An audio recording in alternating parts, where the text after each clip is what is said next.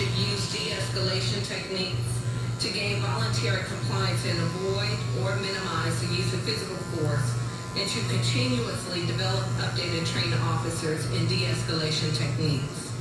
Also requiring the reporting of all uses of deadly force by a police officer to our Citizens Review Board, adopting and implementing a duty to intervene, whereby if a police officer sees another officer using force that which is beyond reasonable under the circumstances, that they are duty bound to intercede and prevent that use of force, and must immediately report the use of such force to an on-duty supervisor, and also provide lawful restrictions on when an officer may use deadly force toward a suspect who is in a moving vehicle.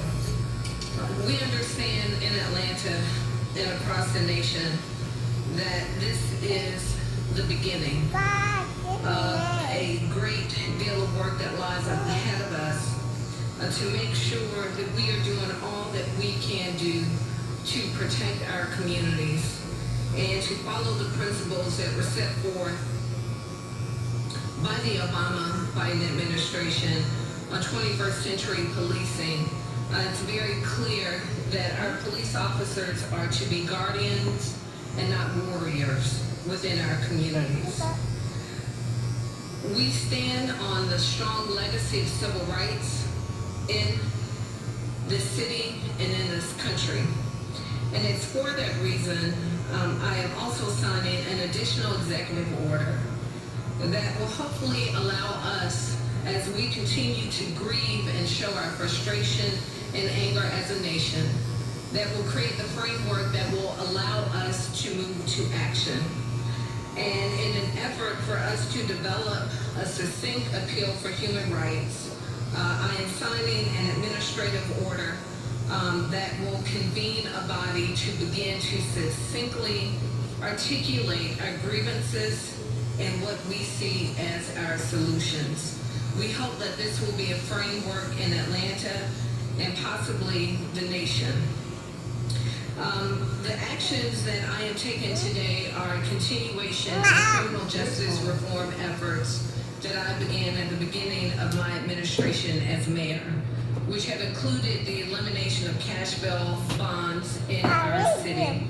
Meaning if you get stopped for a traffic ticket and you don't have $200 to pay, you don't stay in jail simply because you are poor.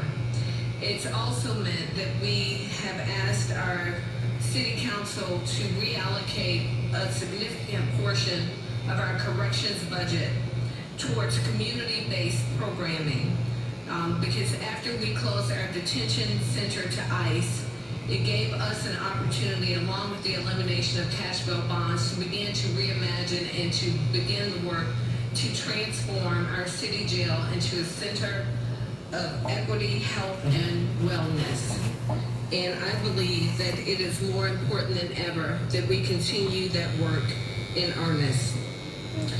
As we continue to work with our advisory council on the use of force, we expect our first recommendations by June 24th, with final recommendations by July 24th. And it is my assurance to you that we will continue to do the work that we need to do to make sure that all of our communities, each and every person in our community, is treated with dignity and respect. We saw the worst happen on Friday night with Mr. Brooks. It angered me and it saddened me beyond words. But I know that it is my responsibility as mayor of this great city for us to continue to work to put that anger and that sadness into action. And so this is the first of a series of actions and steps that we will take. And I look forward to continuing to work with all of our community stakeholders so that we can begin to heal as a nation and as a city. But as someone who has experienced the sudden death of a loved one, I know that there are no words and no actions that will ever bring them back and will ever fill that void. But I do hope that the public and all of our community partners know that there is a deep and abiding commitment on behalf of this administration to make sure that we're doing all that we can do so that another child does not miss the opportunity to have her father present on her birthday. So with that, I'll take any questions that you have, and I'll also turn it over to Chief Bryant and to Captain Price.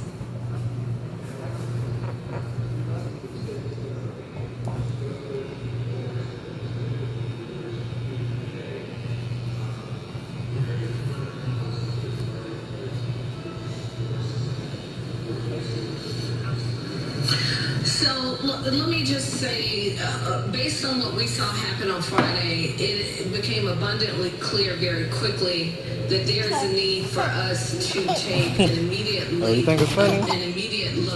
at our training policies. So some of these policies, in my opinion, while we are speaking these policies, they are not necessarily integrated into our This is training. first time? I'm going to let Chief Bryant You speak did in great. more I'm so detail proud of you. on the difference of Big where boy, we you stand. got it.